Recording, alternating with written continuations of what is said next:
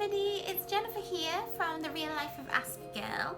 I'm actually just visiting my flat, just literally for one night, and I've left all my makeup at my parents' house. So this is why I look like this, but I figured that I had a great idea for this video and I couldn't pass it off and I had the time to do it, so I thought, you know what, you can all live with me without my makeup on. You've seen it all before. So this is me without my makeup on, making you a video all about what service dogs can do for people with autism.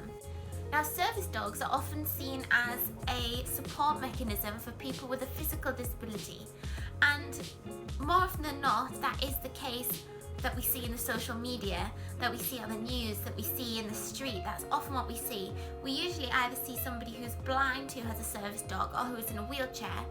But before I started researching service dogs, I didn't even realise you could get service dogs for anybody other than someone who was blind. And that's just because of what I've seen myself. I didn't realise that. Obviously, now I've done a lot more research, I realise that actually that isn't the case. Virtually anybody who a service dog would help can have a service dog. It's a means of coping without needing medication and just making your life a lot calmer. So, there's a lot of people that can find service dogs useful who don't just have a physical disability. So I know it can help a huge range of people with physical disabilities, and I'm not degrading that in the slightest. I think it's a wonderful thing. However, in this video I'm going to focus on mental disabilities or superpowers, as I like to call them. Oh yeah, sorry about the strange light. I was trying to film this during the day, but it's like 3:30 and it's already got dark outside, so I'm having to use my top lights, and that gives me like strange shadows on my face. So we're just gonna have to roll with that in this video. I'm doing well with the look of this today, but so the conditions that service dogs can help in a mental capacity are huge, and I can't list them all in this video, but I've listed a very few. So autism, obviously, across the spectrum, people think, oh, only children or people with severe autism can get access to a service dog. That is not the case. Anybody with autism who feels it will benefit them and their lives and make their lives more comfortable can access a service dog if you look in the right place, which is the tricky thing. But I've done that research for you, so don't worry. Another thing, post-traumatic stress disorder. Again, people often think this is just linked with war veterans. Yes, that is a big thing, but it's anybody who's suffered any kind of trauma who has a certain set of I forgot the word, symptoms, certain kind of symptoms. That's post-traumatic stress disorder. Dogs can help hugely with that because they can calm your anxiety. Another one is depression and anxiety, bipolar disorder, schizophrenia. The list is honestly endless. But autism, anxiety and depression often go hand in hand together. So if you've got autism, you're likely to suffer from anxiety in one form or another, be that OCD, generalised anxiety, and depression can come and go when you've got autism. It's unfortunately all part and parcel of the condition. But that's, a very few downsides of the wonderful world of autism, so you just gotta suck it up and get on with those bits for all of your superpowers that come with having autism. Okay, so now for the charities that I did manage to find. The first one I found was Capable Creatures Guides for the Mind, based in Southampton. Now, I spoke to a lovely lady called Lise who was beyond helpful, and she actually directed me to the charity that I've been going through since. And she is currently the only charity that helps train dogs in the Southampton area. So if you're not in the Southampton area, currently they cannot help you. But for people in Southampton, yay, I found you somewhere. They're fantastic, and they do support you training your own dog, which is fantastic. And they are doing very well at fundraising. They're also doing the Bark Challenge. I don't know if you've seen that. It was also on the news. So they're doing fantastically well, that little charity. Now, she directed me to a charity called Recovery for Wellbeing, which was based in Leicester. Now, my mum and I actually travelled down there to go to a puppy induction, which was really exciting. It didn't go how we thought it would go, but it did go very well. So, I emailed this charity, and basically what they do is you purchase your own puppy or or you adopt a dog, or you use your own dog. However, Coco wouldn't be suitable because she has all sorts of crazy issues, but that's another story. And then you train your dog bronze, silver and gold puppy training, which any dog can do. Once they've done that and they've tested the dog, you can then go on to your good citizenship, and eventually you can get the training to get your service dog vest. Until then, they're in an in-training vest, so that you can still take your dog anywhere, but it's in training so people know that it may not behave quite as well as a fully trained service dog. So that's a real bonus. You do have to fundraise for this, but the charity help you hugely with that. The charity do the majority of the fundraising and you go along and help them with that. And they can also come to your area. So for example, I'm quite far away from Leicester. They were willing to come to where I was based to help with the fundraising. So that's fantastic. If you are actually in the Leicester area, they also do regular walks. They also have wellbeing classes, they do crafts. They're also, I think, quite religious. They do religious stuff as well. Personally, I'm not religious, but other people might be interested in that kind of thing.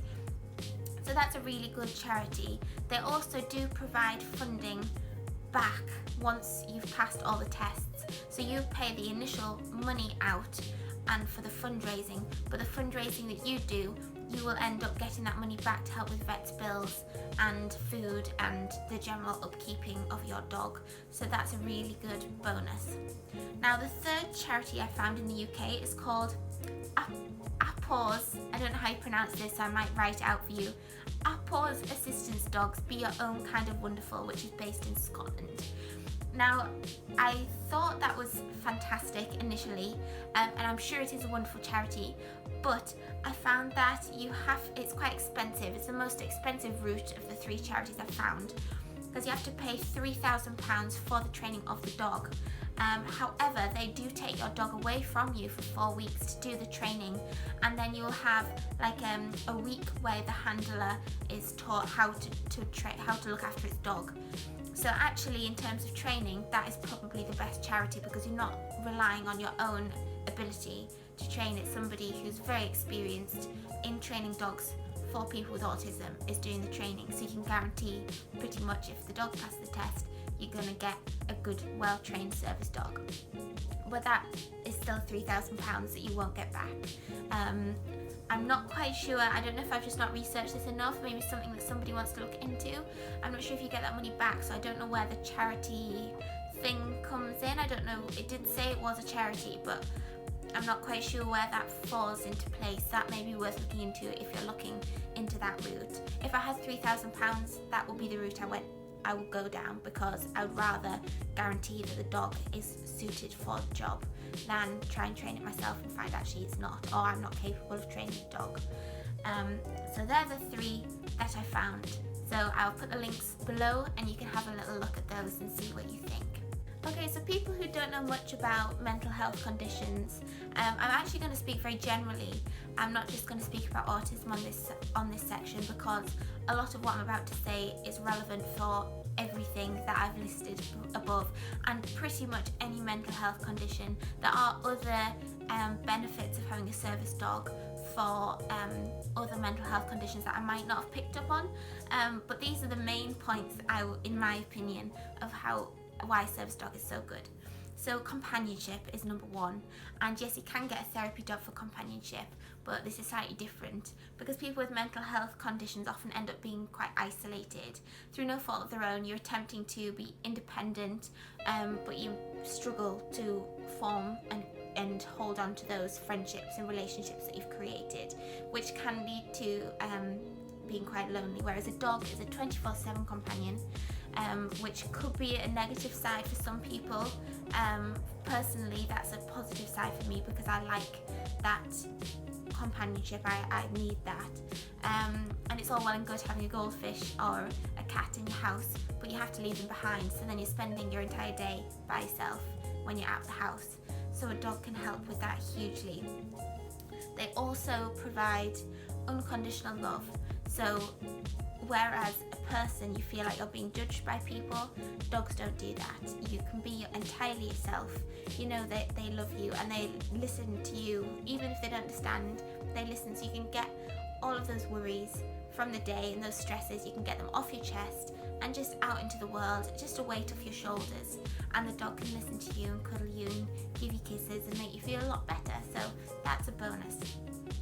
Another thing, especially for people with post-traumatic stress disorder and other anxieties, is they can actually search the house for intruders and give the all clear. So this is a bonus for if you're very anxious about people breaking into the house or people being in your house. So you can actually open the door, the dog will search the house and it will bark once for an intruder, or it will just come back to you without barking when there's no intruder. Then you know your house is safe and you can relax in your own space. This also means that if you do hear a noise in your house, you can get the dog to check it out, and then they come back and say there's no one there. I was once in the shower, which is that room. I live in a room apart from the bathroom, so it's quite tiny, and I heard a noise. I thought I heard someone coming through my front door while I was in the shower. So I panicked and I grabbed the scales that were in my bathroom, which are heavy, they're glass, so I was well armed. I went out the bathroom and I was convinced somebody must be in the house. Now there's not many spaces for people to hide in this house, but I was like, maybe as I'm walking they're like going round somewhere else so that I can't see them. I checked my wardrobe. It was all very stressful. It turns out I just forgot to lock the front door, which is really not like me because I'm very safety conscious. And the wind had blown it open and blown it shut again, so I had heard the door go. But it was just the wind. But because I'm so used to locking the door, I was surprised to hear the door go. But if I had, if there was a dog there, you could just say, go and see if there's an intruder. They'd go and they'd be like, oh, there's nothing to worry about, enjoy your shower, don't threaten nobody with your scales. So that's a bonus. Another thing they can do is stand guard. So for example, if you're walking by yourself in the dark, or walking by yourself in general, that can be quite intimidating, quite frightening, especially as a woman, because not just on any kind of mental health spectrum, just generally in life, women have a difficult time walking by themselves, because men, not all men, don't get me wrong, I'm not stereotyping, but in my experience, men do just come up to you and do say things that they shouldn't say, and it can be very intimidating and frightening, to the extent that personally I prefer not to walk by myself anywhere if I can avoid it, especially not in the dark. I never go anywhere in the dark. I will even take a taxi for a 5-minute walk down the road, just because I know then that I'm definitely going to be safe. Whereas if you have a dog, especially if you've got a bigger one, they can actually stand guard and they'll make you feel safe, they'll make you feel protected. Somebody isn't going to come up to you if they see a dog there, or it's less likely that they will, because that dog is intimidating to the person who could potentially come up to you. So that is a bonus of that. They can also stand guard when you're at the cash machine. I know it's very nerve-wracking putting your pin and thinking, okay, if I take this money out, is somebody going to try and take this money off me? Now, if there's a dog, they're trained so that if you're standing this way, looking that way, the dog is looking that way. So they're like watching your back, quite literally. You can also do that when you're at cash machines, not cash machines, like when you're paying for things at the shops. You can also train them to do it in the shops. So you always know there's somebody watching your back, so nobody can take things from you. And that's a real bonus. Another thing they can do is deep pressure stimulation. This is obviously a lot harder for a smaller dog to do, but if you're tearful or sad, a dog can sense that. They're trained to then lie on you or push their paws like hard into your legs, and that deep pressure is actually supposed to help you feel a lot more comfortable. It's like hugs naturally release like happy things in your brain that make you feel better. That pressure is the same thing. It's pressing on you and making you feel that connection to something else, and that helps calm you down. They can also naturally, on purpose, be annoying. So if you're feeling upset, or you're really struggling to get out of bed that day, or you're just generally struggling with whatever, or that your alarm goes off and you can't get up, they will jump on you and just irritate the hell out of you until you get up. They'll lick your face, and they're supposed to do that. That's their job. Because they're so annoying, it either makes you giggle because they're being so ridiculous, or it makes you snap out of whatever you're in and gets you back into the room, almost back into the real world. They can also initiate play through a similar thing. They can bring a toy to you, and if there's this little dog looking at you with big puppy eyes, being all sweet and stuff, and you're feeling a bit down, it's like, oh, play with me. You'll probably throw the ball once, like half-heartedly, but then it'll come back like, oh, that was fun, play with me again. And eventually you're initiating play, and that play is also exercise for you, which releases endorphins, or endorphins, which is I like to call them, but they're like happy hormones in your brain. You can't help them. When you exercise, it naturally happens, and it makes you feel better. That's another thing they can do, is you have to walk a dog. Dogs need walking, but that's great because it actually gets you off your backside, and it gets you exercising, which releases those endorphins, those happy hormones, and that does lift your mood. And it also gives you fresh air. I work outside, so I get a lot of fresh air, but it's relaxed fresh air. Like at work, I'm getting fresh air, yes, but I'm at work. Whereas if you're walking a dog, it's relaxed. You're connecting with who will be your companion, your best friend at this point, and it releases, it makes you feel better, and it makes your cheeks a little pink, and everything's great. They can also stand non-aggressively between strangers. So sometimes it can be a little bit uncomfortable if somebody stands too close to you, especially if it's of the opposite gender. You don't know what their intentions are. They may have no bad intentions whatsoever, but that doesn't stop your brain worrying about these things. And they can actually stand non-aggressively between these strangers, leaving just enough space so that it gives you a little bit of a bubble, and it helps you maintain that bubble. Some people don't even know they're standing too close. Some people naturally stand a little bit closer than other people. That's just life. I mean, I'm sure I accidentally stand too close to people just because I don't realise that's just what people do. But that barrier that the dog creates can just make you feel a little bit more comfortable. What else can they do? I have a long list down here, so I'm just having a look. Okay, so if you are in a meeting, or if you're in school still, a class or a lecture if you're at university, and you're struggling, and sometimes it gets to a point where you want everyone just to stop talking. You want everyone to stop. When they're speaking, it feels like there's like a woodpecker pecking at your brain. Every time you want them to stop. And if there's a tiny pause in the conversation just for somebody to take a breath, that feels like a huge relief, and then they start again because they're continuing their conversation and they're not doing anything wrong. It's just you've had it up to here, you've had enough, and it's your brain saying you need some downtime. I remember at Christmas Day we went round to our neighbour's house, and they're the nicest people I think I've met for ages. They're wonderful, wonderful people and a wonderful family, and they welcomed us into their home on Christmas Day, which was so special. But having done Christmas Day, which was obviously very stimulating socially, and then we went to their house, so it was meeting lots of new people, which I enjoyed because they were lovely. But you don't, even if you're enjoying yourself, sometimes your head is still like, I've had enough. You may be enjoying yourself, but I've had enough.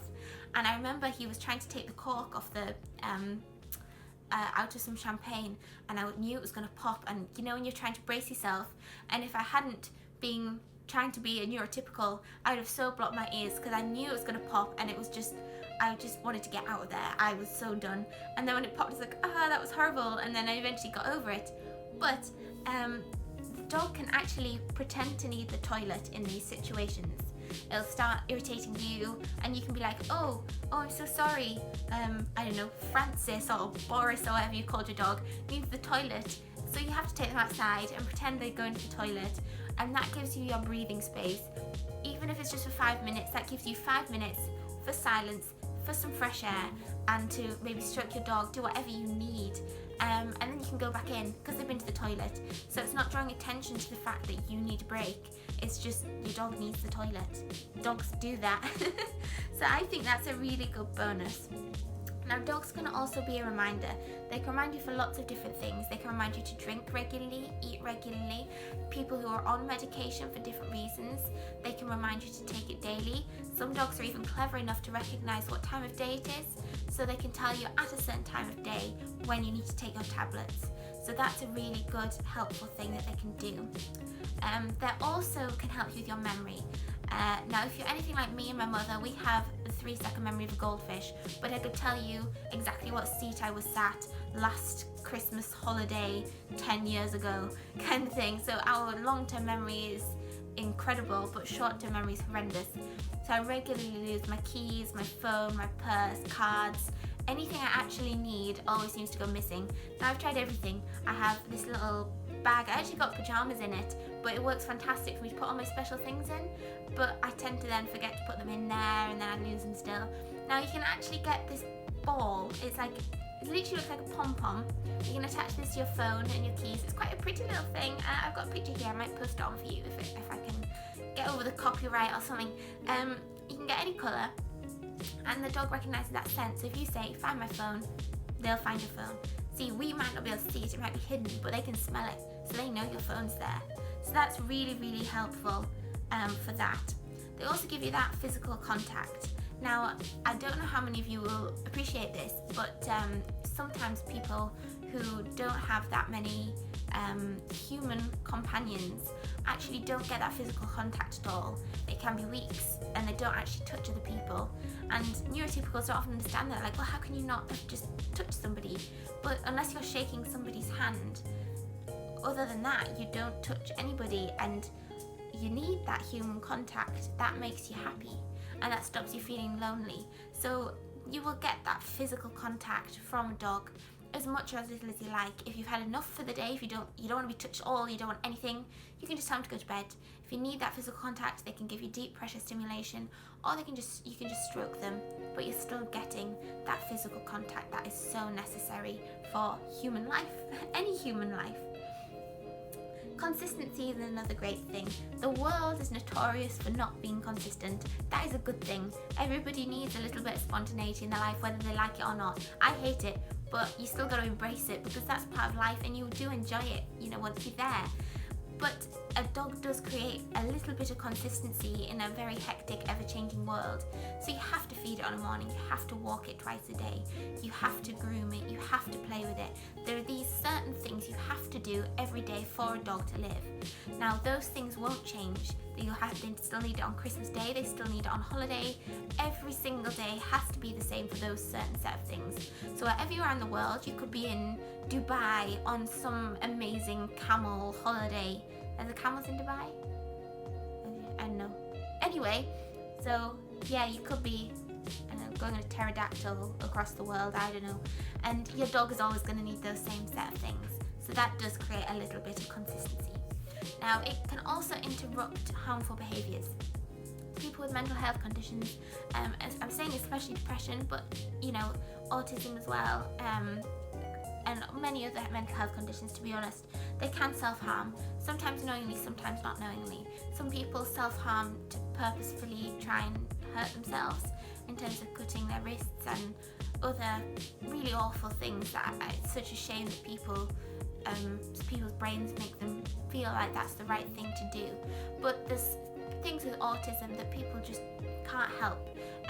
Some people with autism hit the head constantly. Some people, when they have a meltdown with autism, will bang their head against a hard object, which is potentially very, very harmful. Personally, I do skin picking all the time. I can't help it. I've tried stuff numerous times, but in periods of stress, that can go up and down. Sometimes I'm not doing it at all, depending on what's going on in life. And they can actually be trained to stop that. When they notice you're doing it, they'll come up and irritate you, pack it in, stop being annoying, but they keep doing it and then they're being cute, so you think it's funny, and that does stop that harmful behaviour. If somebody's having a meltdown, I'm very lucky because personally I don't get meltdowns. I would think I would know. I don't think I do. But people who do have severe meltdowns anyway can actually be really calmed down by these dogs. There's actually a video on YouTube, I'll see if I can find it and put it in the description bar, of a lady who's having an extreme meltdown and she is hitting herself, and the dog actually jumps up and pulls her hands down so that she can't hit herself anymore, and then eventually gets the lady onto the floor and gives her a cuddle so that her hands are otherwise engaged and she can't hit herself. So that is a huge bonus, and that is why it's also important for children with autism to have a service dog, because that is something that adults often have to deal with. Although you cannot rely on a dog to deal with that, it's often easier than mum having to physically restrain a child, because that's stressful on everybody involved. Another thing is an anxiety crutch. So I've already touched on this, but places, people, everything could make you nervous, and nerves for an extended period of time are never a good thing, but you can't help it. There's no, oh, just stop worrying about it, or think less, or, you know, you can't say that, because that's not what's going on in your head. The less you try and think about it, the more you think about it. And you can try distracting your brain. Sometimes it will work for a while. Like I said before, if I'm in the car, headphones in, try and go to sleep. The thing that actually goes through my head is if I'm asleep and we crash, I won't know we're crashing. That's actually what goes through my head. So that's why I try and sleep if we're going on long journeys and if I'm in the back of the car. So that's still, my coping mechanism still isn't a very good coping mechanism.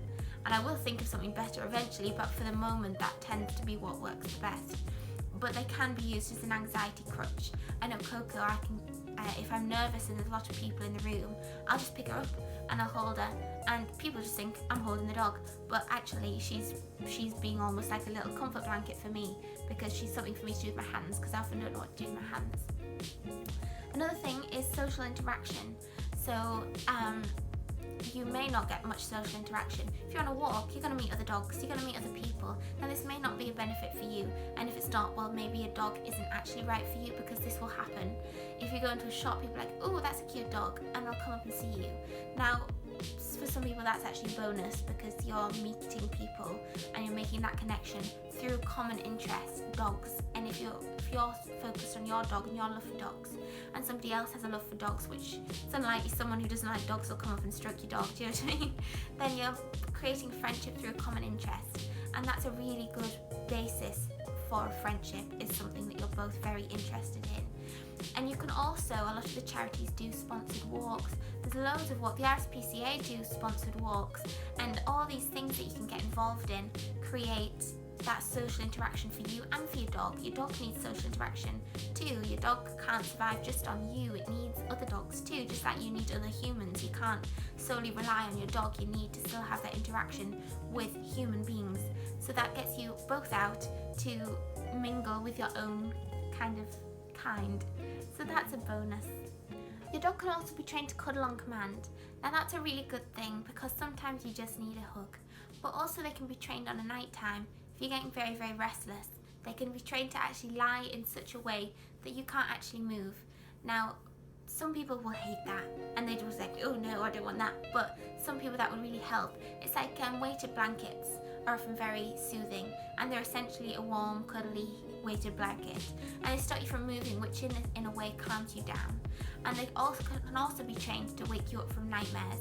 I'm very lucky, because I very, very rarely get a nightmare, maybe once every 2 years. But some people get them, weekly, nightly. They get them very regularly, and the dog can actually be trained to recognize when you're in stress, when you're asleep, and can be trained to wake you up from those nightmares. And also, what a better way to wake up than to a little smiley, furry little face in your face. Now, there are of course a lot of things to consider when bringing an animal into your home. This is not something to take lightly at all, and it's a long-term decision. Personally, I've been thinking about this for over a year, and I probably will continue to consider this until I'm in a position to be able to do this myself without having to put on my family as well. Some of the things that I can think of that you need to consider is what will happen if you go away. Will you want to take your dog with you? Because you can get passports, so they can go with you, especially on aeroplanes. I'm a nightmare on aeroplanes. In fact, I was such a mess on my last flight. I flew by myself because I was being very brave. I was such a mess. I cried so much. I got free food off the air hostess. I've also hit a man because there was such bad turbulence. I thought the plane was going down. It's all very stressful, but you can take them on your plane. That's my point. But if not, are they going to stay at home? If they're staying at home, would they go to a family member?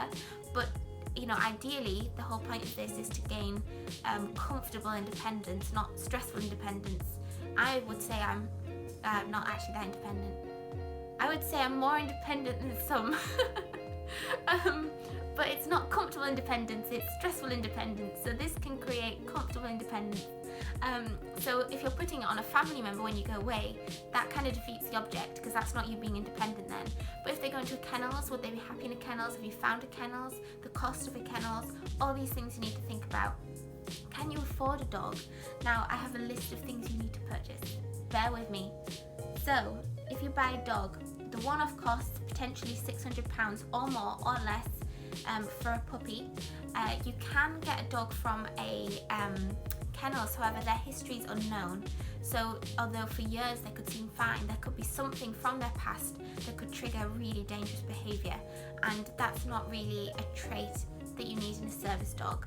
Personally, I think it's better to get a puppy from a breeder that you know won't have had any negative experiences, so you're starting with a fresh slate, as it were. You also need about £200 initial startup costs for bedding, dishes, leads, harnesses, all the little bits that dogs need. You also need £60 for a booster vaccine, £180 for neutering, £20 microchipping. In the UK, all dogs have to be microchipped now. £70 for puppy classes, that's for 8 weeks long, and you may need more. If you can't get off your feet in the first, you may need to purchase more, which could be an additional £70 or £140 if you need another one on top of that. You also need to factor in petrol to and from the charity that you've chosen. For me, if I was going to the one in Leicester, it would cost about £330 in petrol, which would be approximately 7 trips at £47 per trip in petrol. The monthly cost you've also got to consider is food, worming and flea treatment, insurance, that's about £18 I believe.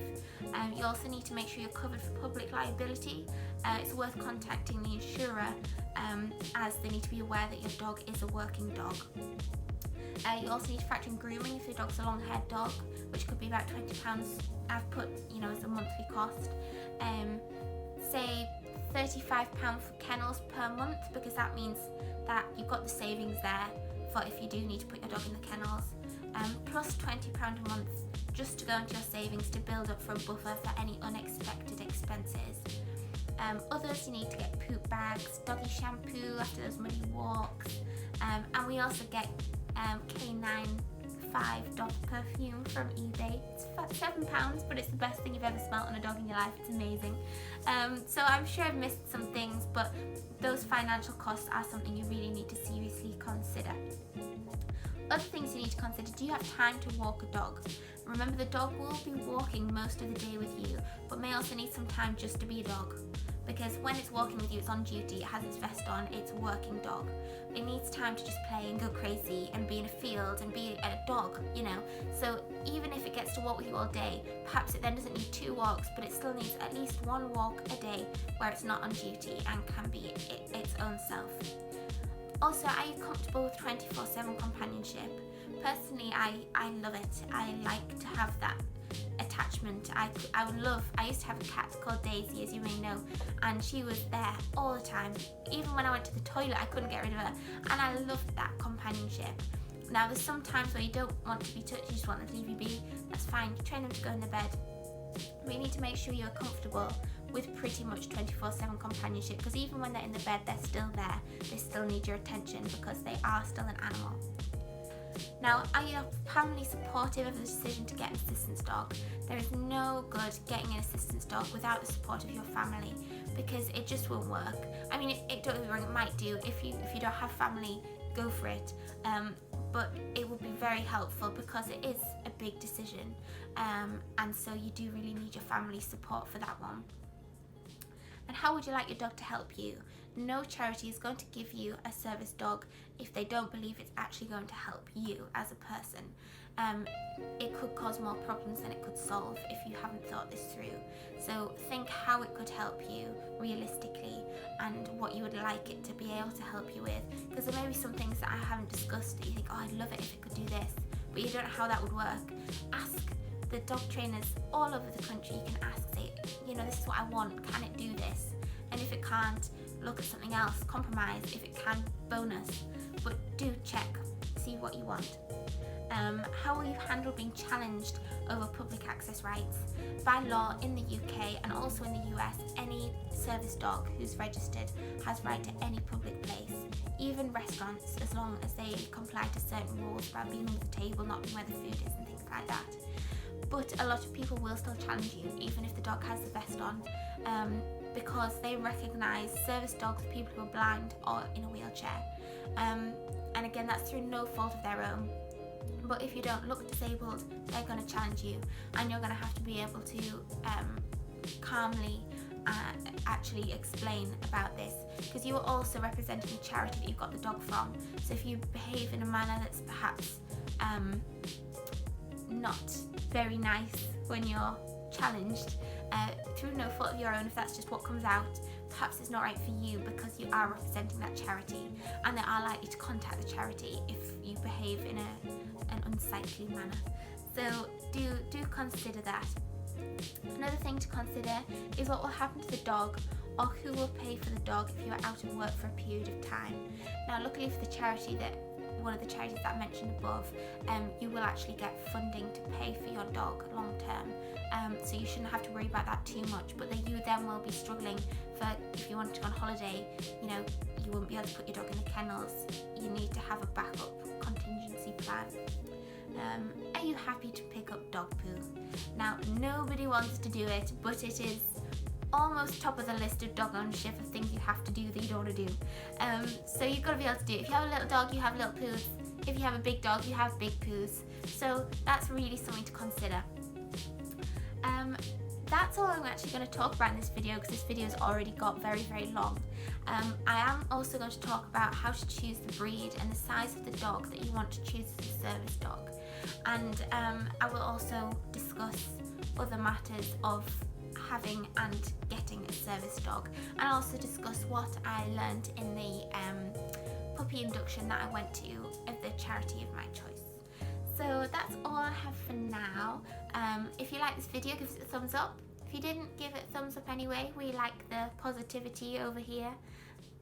I don't really know what else to say. I suppose that's it. So I'll have to say goodbye. Please subscribe and share with all your friends. We want to make this channel, you know, not huge, but a little bit bigger than my 2 wonderful subscribers. Although I'm very happy with my 2 wonderful subscribers, but a few more would be really great. So please subscribe and share.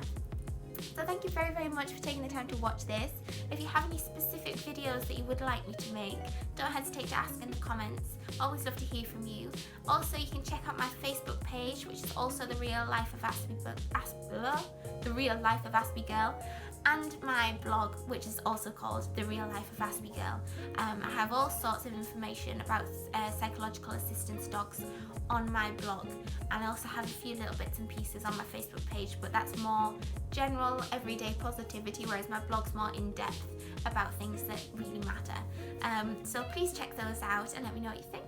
Bye guys!